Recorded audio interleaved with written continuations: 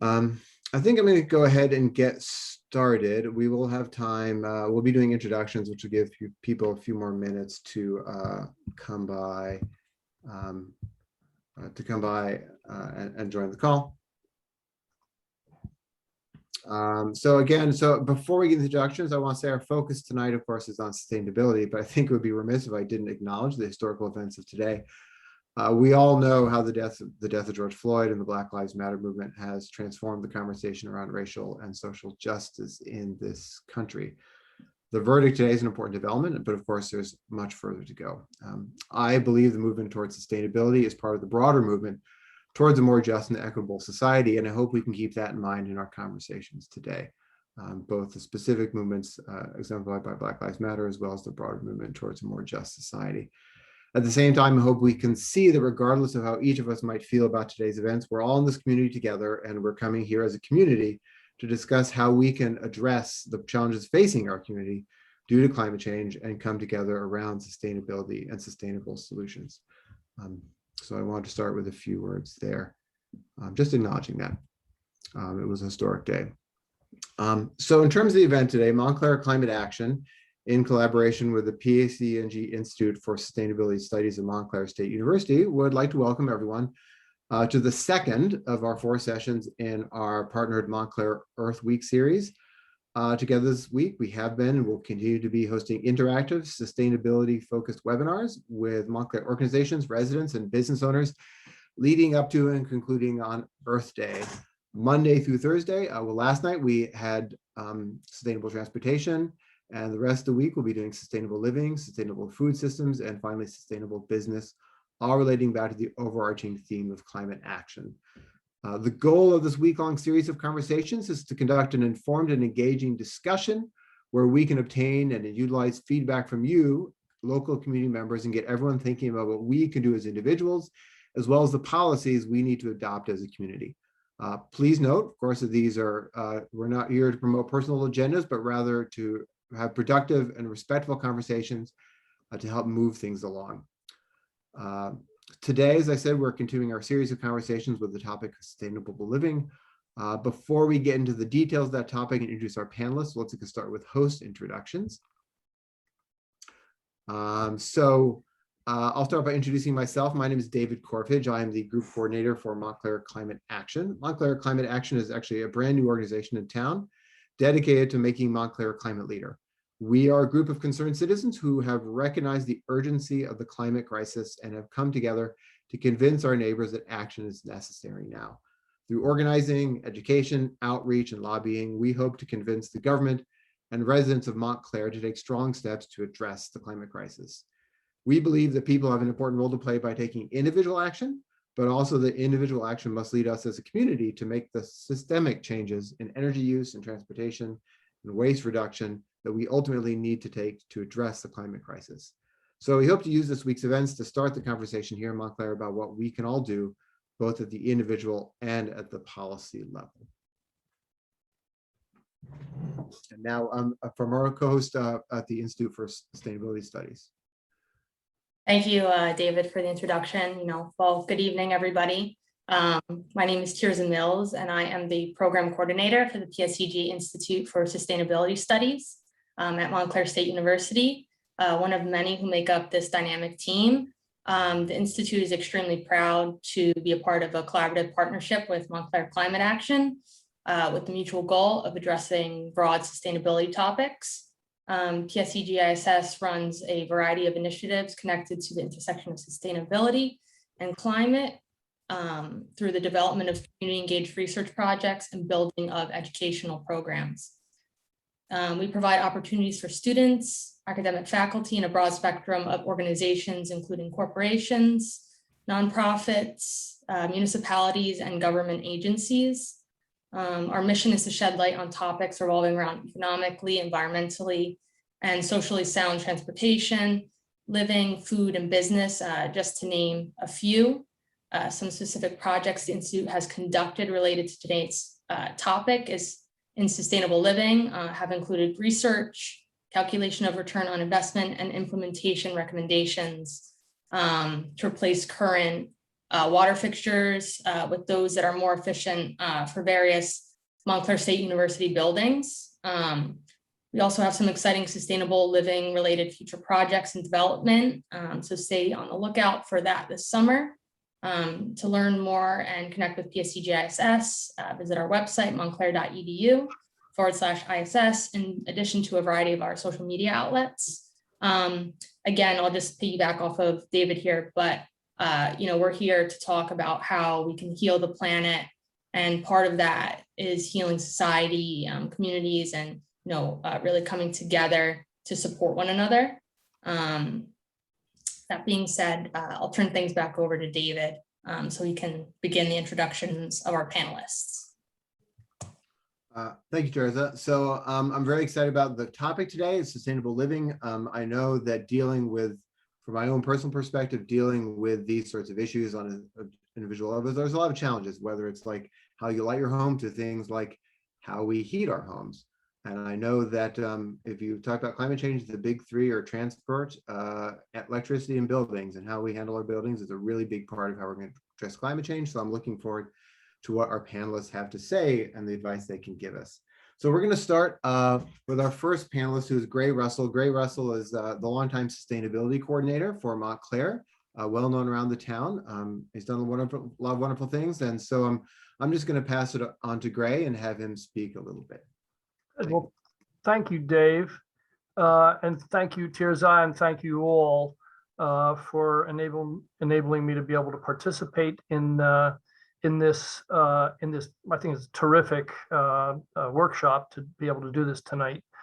Yeah. So what my talk mostly is about is steps that municipalities can take and that communities are taking. More and more are working on a host of different issues, all of which are connected eventually to climate. And in Montclair, we've been working on many different issues for quite some time. And they include some of the basic stuff that all towns do, like waste prevention, including recycling programs. We have an effective composting program. I'll share a little bit of that with you. And more recently, I've been working on more and more energy-related issues for municipal government, and of course, that has direct connections to climate. But other topics, we're always trying to encourage bike and pedestrian issues and to modernize traffic circulation. Stormwater management and non-point source pollution is always a topic. This certainly is part of the infrastructure that President Biden is looking forward to. It has to do with our water delivery, and water conservation affects that. And even just in our own backyards, being a little bit lower impact and greener on our own properties, and basically answering the public's questions. And I even go into schools and talk to students and provide information, just like we're sharing that information right now. I always preface my remarks with this slide because it sort of summarizes the fact that there can be so many benefits from the work that we're all doing and that you're going to be hearing about this evening. So often I don't even mention climate because there's so many other benefits. So instead of getting caught up in a controversy or somebody who's disagreeable, there's just these many other benefits. So in Montclair, even the most basic program, our recycling program, is a source of pride for us because Montclair was really one of the very first. Montclair pretty much originated curbside collection programs. We were the first town in New Jersey with a mandatory recycling collection program, curbside collection program for the entire town. And that was almost a decade before the Mandatory Recycling Act of New Jersey, which was passed in 1987. So we were, again, almost 10 years ahead of the rest of the state. New Jersey was the first state with a mandatory recycling act. So we were among the first of the first. And of course, there's direct climate connection and energy connection with recycling because buying products that have been made from recycled content save considerably more energy than if you were to buy a product made of virgin material and dispose the old one in a landfill or incinerator. So the recycling loop continues, and we are always trying to work more and more towards a closed economy, closed circle economy. With waste prevention, we also do non-traditional recycling stuff, and Montclair for 20 years has had a very effective, very popular home composting program that we promote. We have low-cost bins that we can distribute to residents.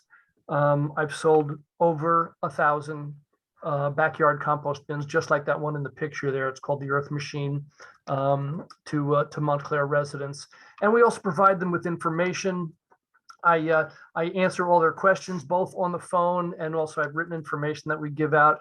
And almost every year we have hosted an event called the Compost Give Back. So all of Montclair's leaves and grass that are brought to the curb, not compost in the backyard, but what landscapers leave at the front yard in yard waste bags, is composted. It's taken out of town we have a contractor, and they make compost and they sell that to landscapers. But once a year they donate a big truckload of that material, beautiful finished black gold, and we dump that in a park in the middle of town, and residents can come take away the equivalent of like a garbage can full of compost.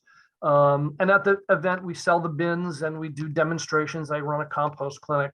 So like that, it's non-traditional recycling, but it's, and that has spread. And David actually may be mentioning it later. We are progressing with looking at food waste collection in Montclair and hoping to expand the composting. So it's not just for backyards, that we can continue to try to keep kitchen scraps in particular out of landfills or incinerators. So as I said, most of the stuff we've been doing in the past few years does have to do with energy. One of the big projects is called energy aggregation. And basically, this is a program for the state. New Jersey is a deregulated state, meaning anybody can choose their energy supplier, not their provider. You know, we are all must use the utility that is assigned to us. In our case, in this region, we have PSE&G. Other areas have JCP&L. But the supply that they deliver to us, anybody can choose another supplier. And for the past 10 years, more and more municipalities have been looking at the opportunity to aggregate or combine, like in a bulk purchase, all of the residential accounts so that the residents can get that supply still delivered by their regular utility, but at a lower cost, or an improved product, meaning more renewable energy. And that's what we've done in Montclair and with 7 other towns in Essex County. We do this bulk purchase, enables us to get much better pricing for the supply. It's still delivered through PSE&G, but we have doubled the amount of renewable energy that is in that supply. So all utilities must, by law, be providing us with about 20% renewable energy. That's called our renewable portfolio standard in New Jersey. About 30 states have a renewable portfolio standard, and ours is an increasing amount every year. We are at about 23% right now.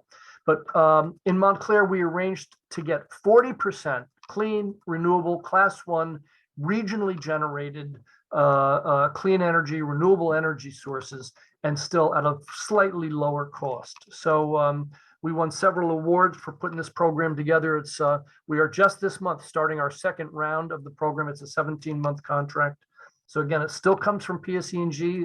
That's who we pay on our bill. It's just one bill.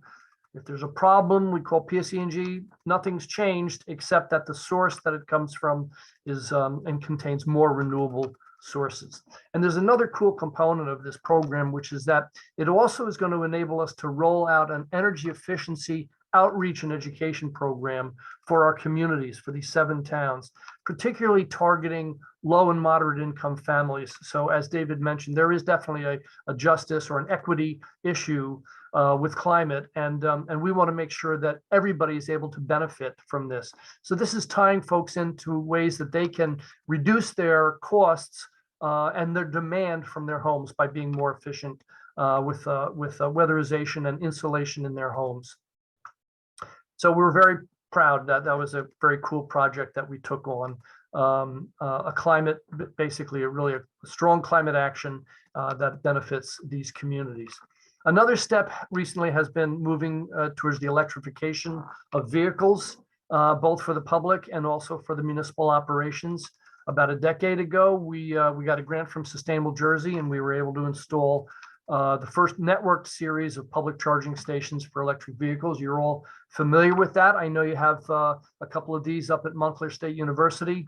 In Montclair, in addition to, we started with 4, we've added a couple of more, and we're building a couple of new decks, and we're going to be adding several more. But in addition to the municipal lots, some local businesses have been adding chargers. And now I think we have 6 now. Again, we're going to be adding more, but the municipal parking authority has 6, 7 by local businesses, 2 up there at MSU. So we actually have 15 public charging stations that are available in Montclair, and pushing for the electrification of transportation is certainly a key climate issue. And we're very proud that just this year, we have taken the step for our municipal fleet, for our government vehicles, to the director of the health department actually has purchased our first pluggable car. And I applied to the Department of Environmental Protection in New Jersey for a grant to get a charging station in Town Hall, in the parking lot there, not for the public, but for our fleet. And that's just the beginning. We're going to go from here. So we are moving that forward. And finally, in just one quick minute, we've also been working on building a microgrid. We're not building yet, but we have conducted a couple of rounds of grants from the Board of Public Utilities, enabling us to put together a plan to see if a microgrid could work in Montclair. And we have determined that, yes, it can. And we have now gotten some financing from the BPU to put together a final engineering plan for this grid. So a microgrid is basically a mini grid or a microgrid, but it's connected to the regular grid for a series of critical infrastructure buildings. So I know there's sort of a microgrid at Montclair State University. This is not to be a campus setting. This is to connect buildings that you want to be able to continue running when the power goes out. The BPU is promoting this both because of Hurricane Sandy, Superstorm Sandy, multiple weather-induced power outages came about, but also from concern about grid security in case of cyber hacking or even, God forbid, terrorism that might knock the grid out. We want to be able to keep several buildings running that are proximate or close to each other. So in Montclair, we're looking at Mountainside Hospital would be the host of this microgrid, and we would connect it also to our fire headquarters, which is where our emergency command center is sourced.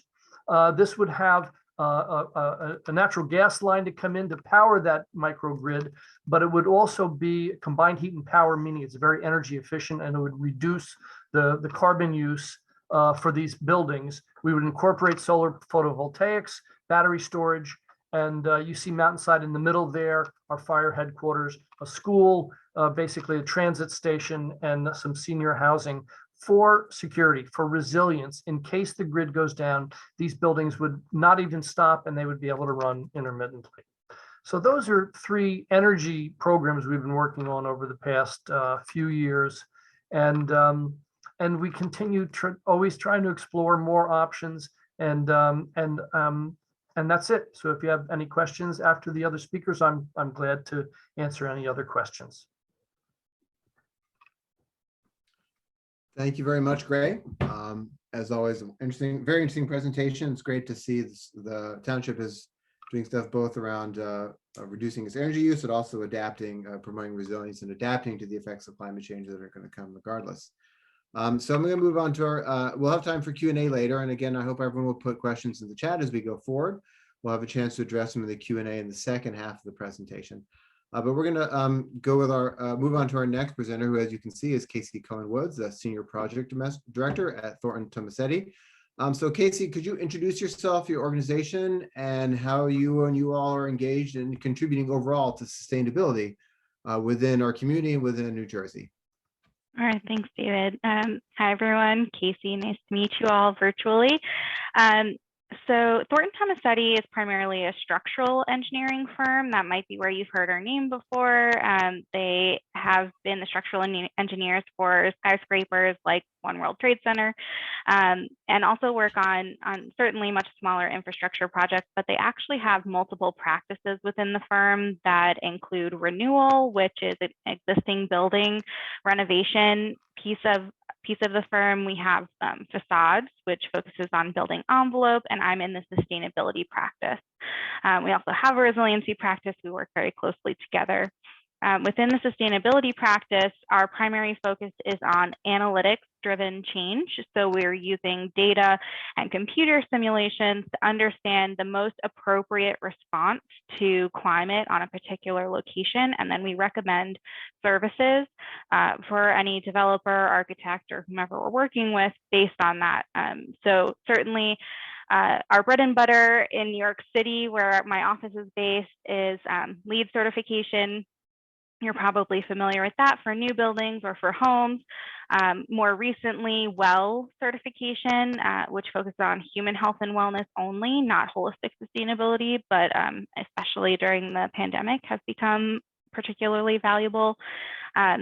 And then Living Future or Living Building Challenge certification, which is regenerative or net positive design, and is the most challenging third party. So we focus on certifications, approaches to those, but we really feel that data-driven design results in these certifications, and then going through the paperwork for the third party just falls into place afterwards. I also have on there Fitwell. That's an active design certification, which is certainly less intensive than WELL when we pursue that. So while I live in New Jersey, I'm over in Cranford in Union County. My office is based in New York, and I started my career at home in New Jersey working on the Willow School, which is in Gladstone, Peapack Gladstone, and it is the only living building in New Jersey. So it produces all of the power that it needs for the entire year right on its roof. It captures all the rainwater that lands on the roof and uses it throughout the building. All the wastewater is treated by a constructed wetland on site. And it diverted 98% of construction waste and also manages nearly all of its operational waste through composting and a high level of recycling. So I've always wanted to continue to bring my work to New Jersey. My college career started at University of Vermont, and I kept asking, how do I get out of the Burlington bubble and come back where they might push me a little bit further? So I serve on the U.S. Green Building Council's Board of Directors for New Jersey and their Market Leadership Advisory Board, and I'm also on a technical working group for indoor air quality for the past 2 years, which has been really interesting as we're trying to respond again to the COVID pandemic. On the next slide. These are typically the scale of projects that I work in, multifamily high-rise, larger scale projects where developers are creating dozens, if not hundreds of units all at the same time. And there's an expectation for market rate units in New York and New Jersey that they're going to be efficient enough that someone can afford them. Because there's also a percentage of affordable housing that needs to be provided with every new development. That's law in New York and New Jersey. And they also need to be healthy. And that's become really, really important over the past year and a half as we continue to manage to work from home. So while in my professional career, this is the scale of project I work in, and you can see that our projects range from New York, but also Boston, Tampa, across the country, and even around the world. On the next slide, I started scaling that down, right? So I became a homeowner not too long ago, and then soon after a mommy, and then had to figure out how to be a mommy and homeowner working from home all of the time during a pandemic. So it's been an interesting process. I actually, we certainly selected locations for where we were considering housing based on the sustainability approaches of the towns. And maybe that's just me, but I do think that more and more people are considering how they can be a part of their communities. Transit-oriented neighborhood was really important to me, but also the ability to, if I couldn't afford a home that was perfectly done the way I would have wanted to do it, I needed wiggle room to be able to renovate sustainably the way that I felt was important. Can you Yeah. describe some of the barriers that you faced in sort of trying to carry out sustainability, either like locally, personally, or at sort of the broader level in your firm? Yeah, so it's really interesting. I was thinking about that question in advance, and I feel like 2018 and 2019 were a real pivot point in terms of my career. So just exceeding like the 12-year mark now. And when I started, the Willow School was the first project that I participated in out of college. And the EPA and the state DEP were very concerned about constructed wetlands and required daily testing of the water quality, and really didn't trust the technology, even though it's the way nature treats water. So it's the oldest technology that exists. And by the time I finished my work there 4 years later, they were actually giving tours of the constructed wetlands at the Willow School. And so policy exists for a reason. I understand that, public health or whatnot, but it does need to be revisited because some of nature's technologies are the wisest.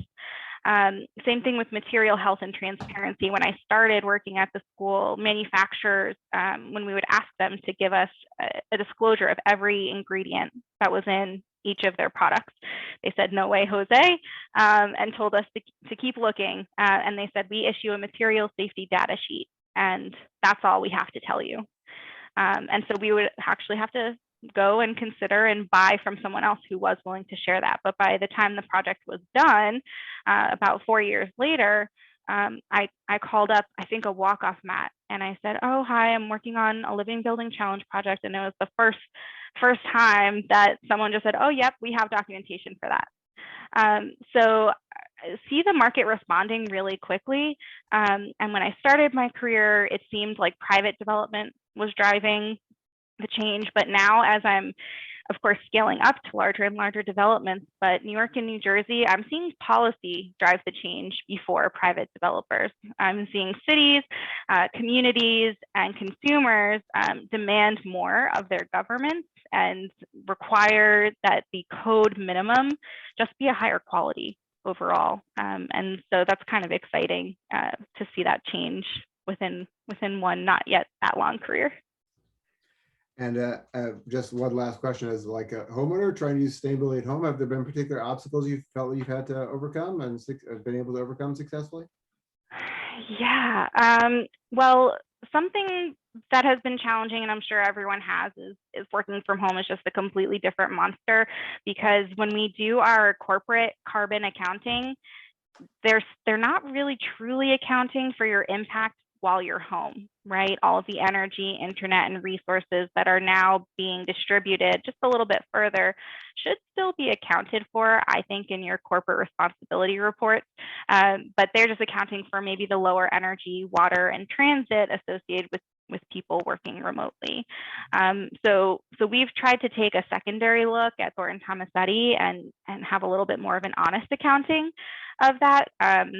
But we do anticipate that the workforce and the way engineering consulting works is going to be different forever. We don't think that we'll need to travel off-site and out of state as frequently as we did before, because we can see that it's done otherwise. I don't think we'll have a mandatory 5-day in the office work week anymore. And we also opted to do a third-party certification that some of those on the line may have seen. Lady Gaga participated in the commercial for Well Health Safety, but they had a whole celebrity rollout. And one of the biggest downfalls of the pandemic is that we've lost this trust within our communities, because you had to assume everyone had COVID and act as if everyone was positive and keep a distance. And so it's a program that is dedicated to trying to rebuild the trust in our public spaces after we've come to understand that maybe the air quality wasn't great, and there's a lot of ways to transmit these diseases. Well, thank you, Casey. I'm want to like hear from our third panelist, and then we're gonna have time for questions from our attendees. Yvette, can you introduce yourself, your organization, and how you all are engaged in contributing overall to sustainability? Yes, thank you so much for having me. So my name is Yvette Viasus. I'm a community solar specialist, and I work on the community engagement team for Solar Landscape. And if you haven't heard of Solar Landscape, we are a commercial solar company, and we recently focused on community solar projects. And so um, I wanted to focus on what community solar was or is, and how that is the main way that we're going to be able to engage with communities and their sustainable initiatives. So, community solar, for those who don't know, is a New Jersey state program that was introduced in 2018. And as of 2019, we were awarded 8 out of 10 projects that we applied for, and 20% or 20 megawatts of the project's total allocation, which was 75 megawatts for the first year. And so this is a big program, and it's doubled in capacity for next year. And basically, it allows all communities access to renewable energy. It removes the barriers of entry by allowing people who normally would not be interested in solar or not be interested in being a part of New Jersey's renewable energy transition, because they either can't afford it, they don't have the right credit score, or they don't own their own property, or they just don't want solar on their property. These communities are now able to be a part of this renewable energy transition in a way that's practical and makes sense and saves them money. And so it's a state initiative that's applauded. There are other states that have a community solar program, but Solar Landscape, we're a New Jersey-based company, and we're very proud of the way that New Jersey is rolling out this community solar program. And part of this program, we're engaging with the community. We're actively showing how we have been partnering with community members. And the biggest part of New Jersey's community solar program is community engagement. We need to show and be intentional with the way that we're interacting with the communities that we're involved in. And the way that Solar Landscape has done that is mainly through our partners. So we've partnered with nonprofits throughout the state to provide education, resources, to invest in their initiatives, and to be able to, go into a community knowing that we're not the only ones doing work there, that there are other groups that are doing great work there, and that we can go and support their initiatives and their goals and work together. And we found that to be a more of a success than having to do something by ourselves and pretending as if we're the only ones there doing good work. And another part of the way that we're engaging with the community and overall trying to seek sustainability within the communities that we're involved in is through workforce development and engaging with the people in these communities, allowing them to have the opportunity to get educated in this field that's growing in New Jersey because of the community solar program. And so we have a workforce development program that allows us to educate people on how to become solar installers. And it's a free program that was started during COVID. So that was an interesting transition, but we were still able to hire people from the training and train around 100 students who went through the entire program. And anyone who sought a NAPCEP certification, we were able to pay and provide scholarships for them to take their test. And then anyone who wanted to be a part of the team, because not everyone who does the training wanted to be like directly plugged into a job, because they were either college graduates or they just wanted to like beef up their resume or something. But anybody who was interested, we either connected with our team. So the first batch of graduates of the program, we either hired or we referred to friendly competitors. And our workforce development program has expanded because of not being able to work as we thought we were going to be able to do, like in person. And so it's allowed us to expand and provide resources to schools like elementary schools, high schools, and middle schools and colleges, and just be part of seminars and webinars, and provide virtual field trips to students, and really just meet the needs of the community that we are engaging with. And so we're trying to seek different ways of engaging with the communities and being part of this transition and the goals that community solar has. But yeah, that's sort of what we do. And I'm sorry, I don't have a presentation to go through everything. No, just, I'd love to ask you a follow-up question, Vet, because this is Yeah. actually a really exciting development in New Jersey. And I think it's a way, great people for people who are interested in this. Can you say, like, for those who, what are some of the immediate ways that interested people could help to contribute to like this effort in sustainability? Sure. I mean, you can see if you have a community solar project around you. As I stated, we've already built, this program has been around for a year. Everyone who applied and was awarded their first year community solar projects are basically done with building and are now subscribing people to be a part of their projects.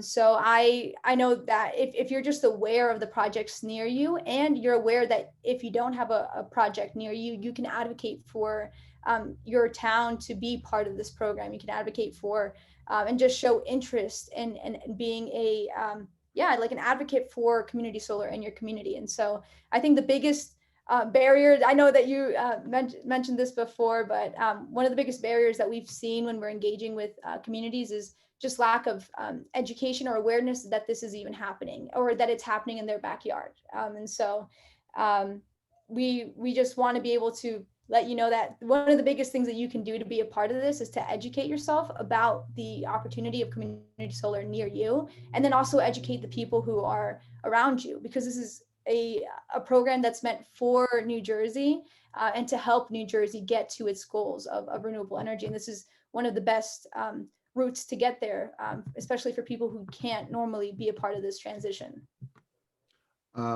And there was a question, like, I get the question, sort of like for sort of people interested in the jobs program, is that something they would approach you at, not you personally, but go to the Solar Landscape to find out more about? Yeah, you can contact me personally if you would be interested in that.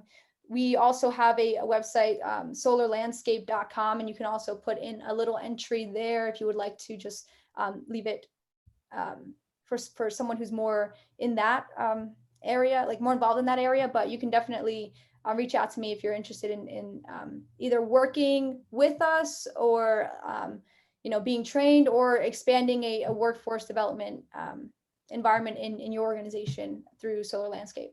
Okay. Mm-hmm. So I want to make sure we have some time for Q&A, and because there's a number of questions that have come up in the Q&A, and I'm sure we'll have more to ask you about, Yvette, because I actually think your program is really exciting.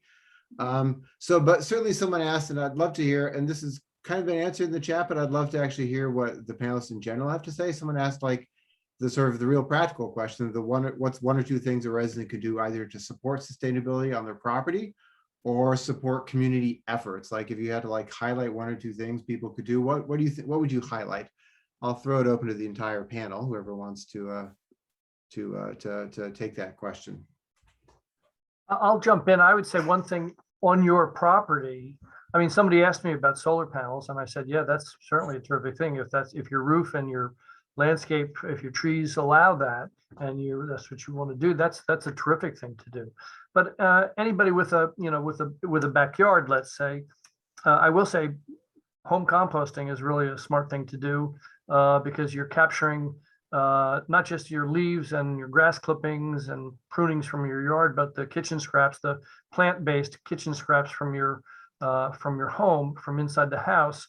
And that's a terrific thing to do. And anything you can do to reduce pesticides, herbicides, and get away from the gas-powered equipment. Anything like that is a great move. That's something you can do right on your own property.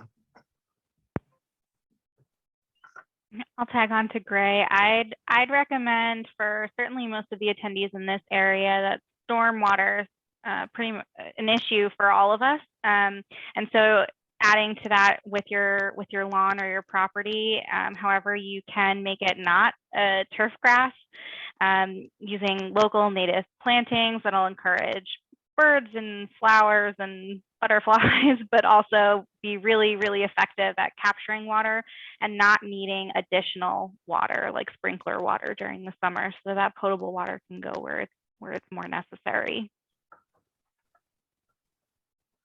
Yeah, and I would say, I mean, there are a lot of different things that we can do, a lot of small changes that we can make that can add up to be pretty big and influential. But I actually had to study a bunch of these little like tidbits of information because we're building out a energy efficiency kit as part of our round two, benefit into the community, and so we're trying to give out energy efficiency kits to anyone who subscribes to our projects and just infographics on how to be more energy efficient, water efficient. And so there's a lot of information out there.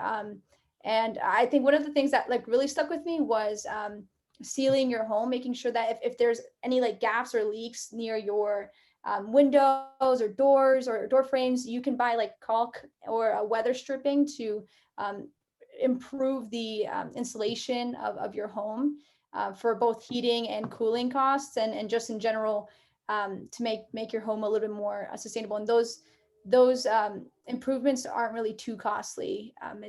It surprised me how easy that would be of a fix to becoming more sustainable. Yeah.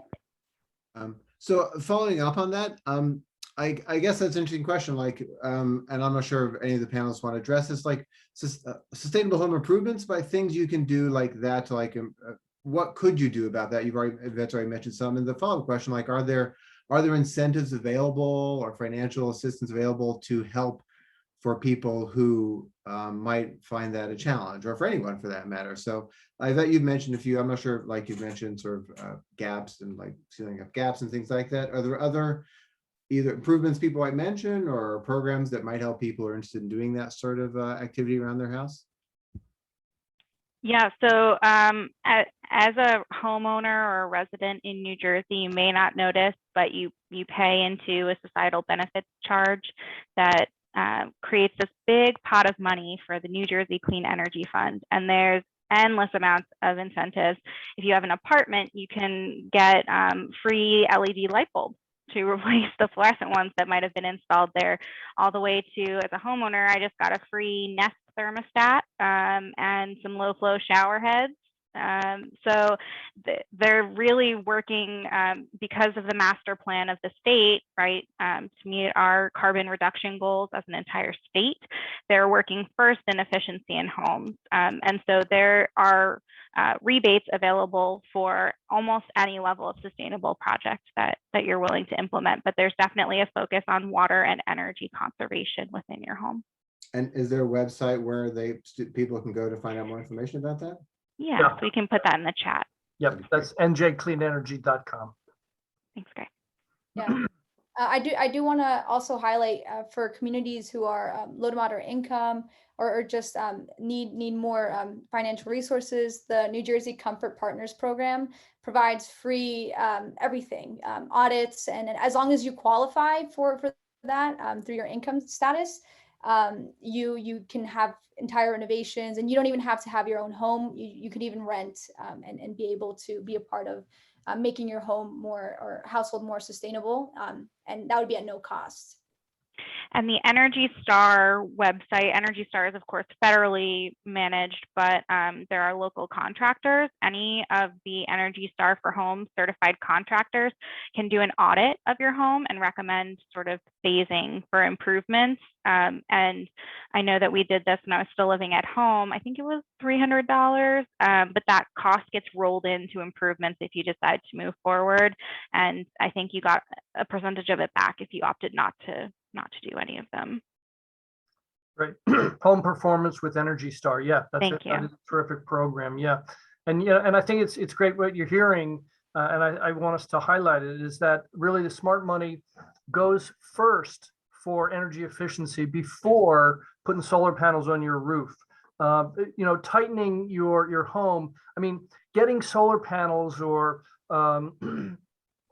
look, Yvette's program is a terrific program. That's a great way to go, and anybody who can should absolutely be doing that. But we should all first start by lower what's called the demand of our homes by just not being wasteful. And it's also got a health impact. Just being cozier and warmer in the cold weather by, as was mentioned, caulking and weatherization, and then, yeah, insulation. And there are incentives to help us do that. And also your equipment. If you have a really old water heater, you're certainly wasting money and wasting energy using that, and you'll save money and use less energy with better hot water if you get an updated one.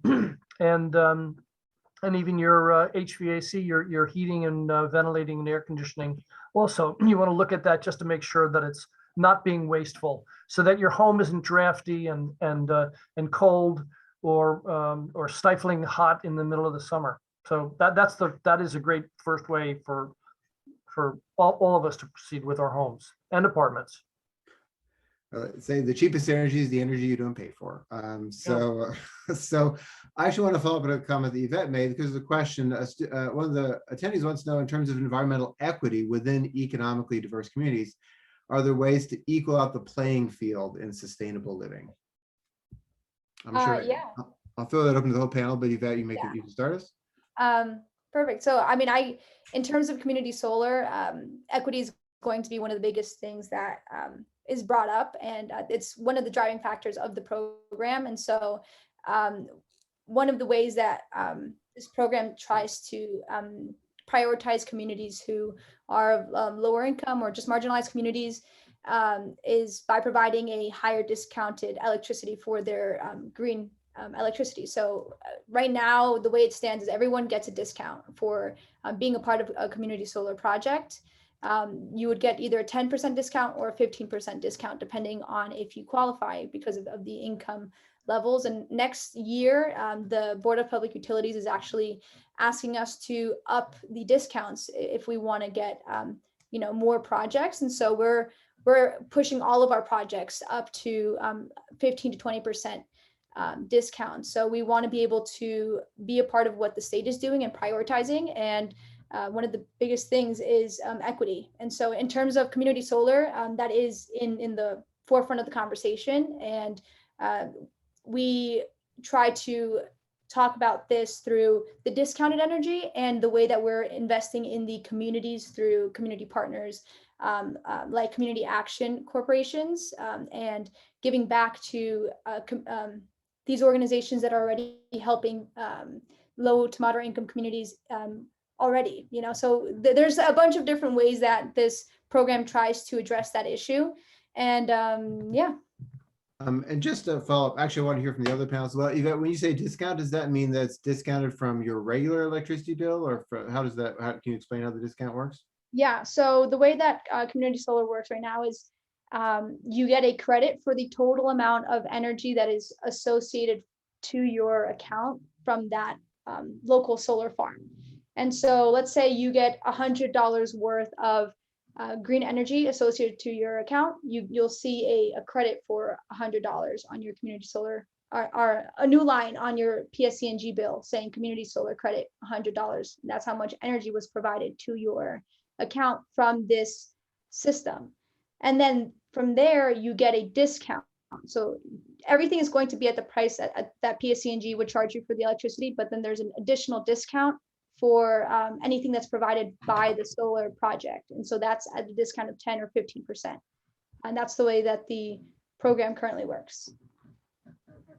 If you think about it logically too, it makes sense for the state to incentivize efficiency measures, especially for affordable housing or lower income communities, because often that is where they'd have to subsidize the energy costs later. So I'm certainly seeing that those are the first places that you're likely to get free weatherization, like Yvette was talking about, or some other metric to help you reduce your energy costs. Okay.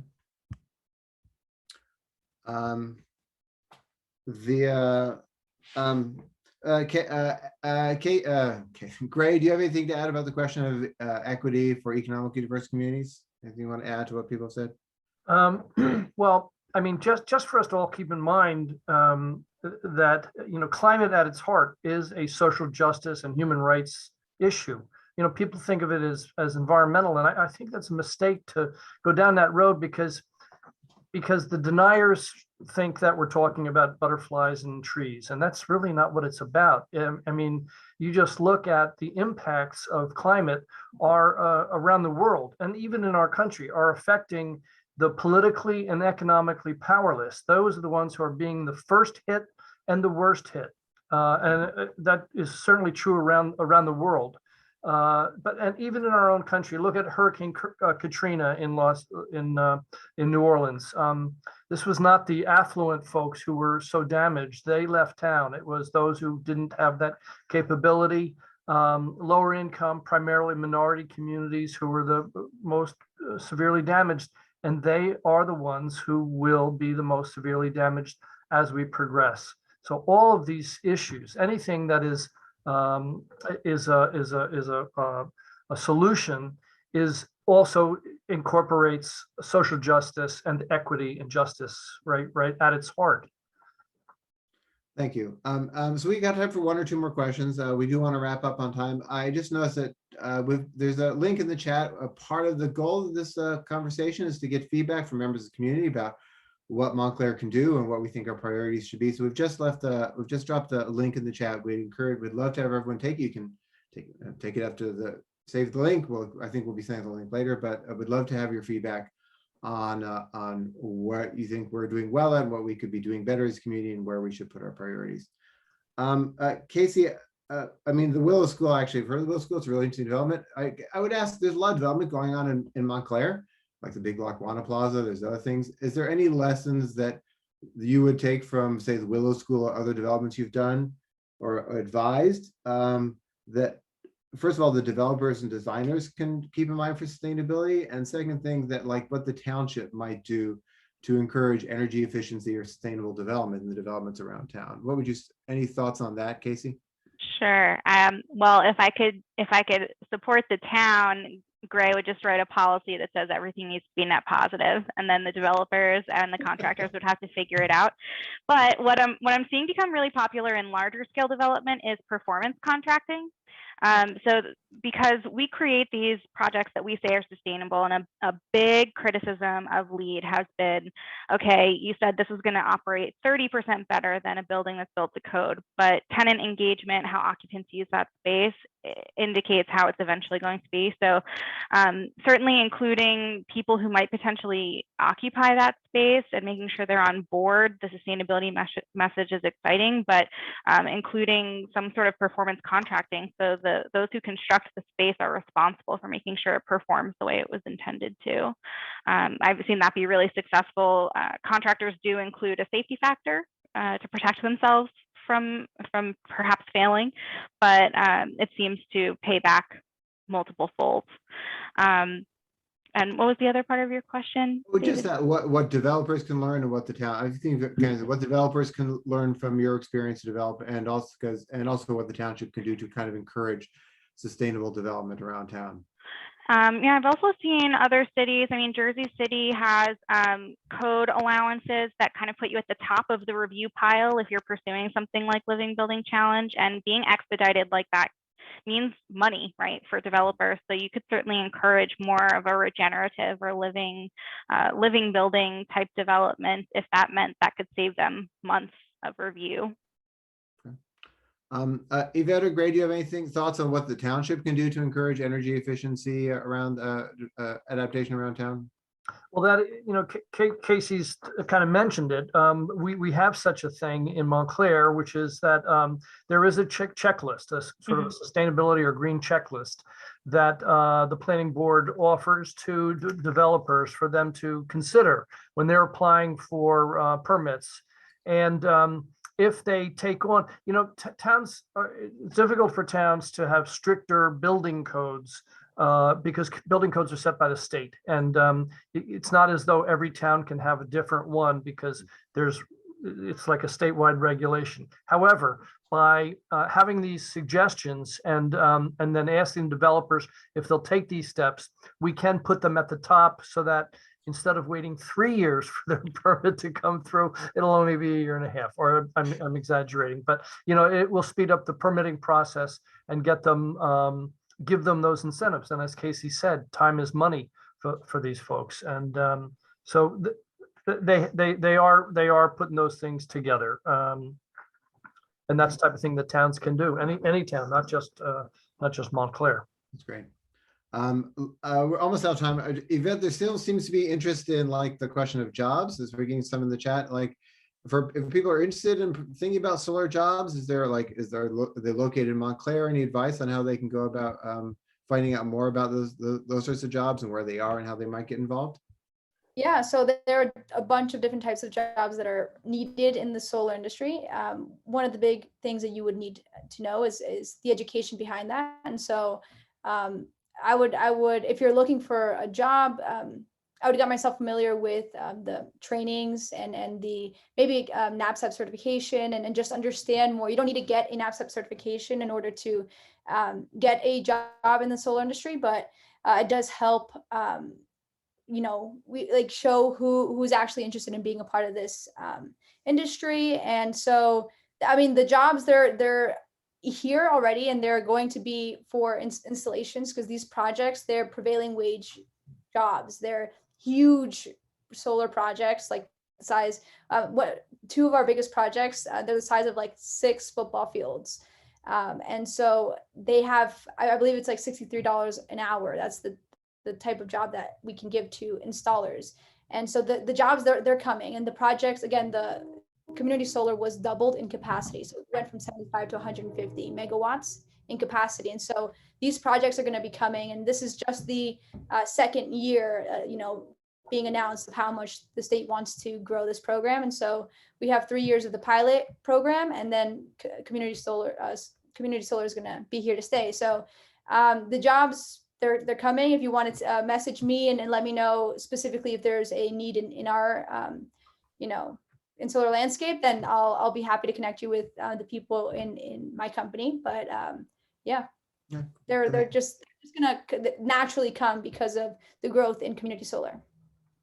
Well, thank you. I mean, I do love that. That's reminded again of that cartoon that Gray started with, which was one of my favorite cartoons. Like, what if it's all wrong and we do all these great things for no reason, right? So I think it's a wonderful reminder of the ways in which we can all benefit from this.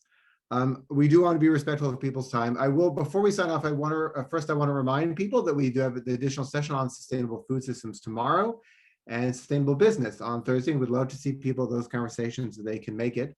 And again, there's the link to the survey. We'd love to hear people's feedback about what they think. We at Montclair Climate Action, the Institute for Sustainability Studies, would love to hear what you all think, what community members think about what we can do to make Montclair a real climate leader. Terza, do you want to wrap things up for us? Yeah, sure. Thanks, David. I'll just say, thank you to our amazing group of panelists and, to you, the attendees, for joining us. Like David said, tomorrow, the same time, we'll be covering sustainable food systems, and we'll be concluding the series with sustainable business on Thursday, which is Earth Day. So once again, I sent the survey link in the chat. We're going to keep that open throughout the week. So if you can, while things are fresh in your mind, please fill it out now, but just know it'll also be open for the duration of the week and maybe into next. But we greatly appreciate your participation and feedback, and, have a great night, everybody. Yeah, thank you, everyone. Thank you to the panelists. Thanks, everyone, for joining us. Hope you found it helpful and interesting. Good night. Bye, everyone.